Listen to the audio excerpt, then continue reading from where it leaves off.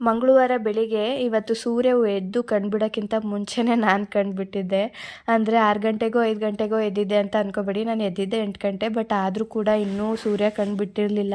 ಅದ್ರ ಜೊತೆಗೆ ಸೋನೆ ಕೂಡ ಬರ್ತಾಯಿತ್ತು.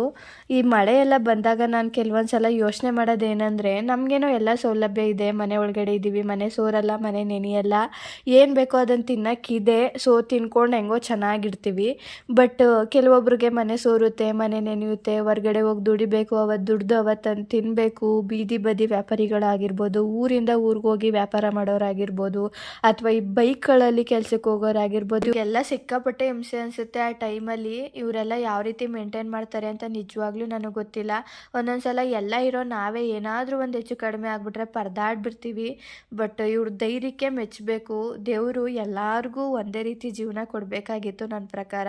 ಒಬ್ರಿಗೆ ಎಲ್ಲ ಕೊಟ್ಟ, ಒಬ್ಬೊಬ್ರಿಗೆ ಏನೂ ಕೊಟ್ಟಿಲ್ಲ.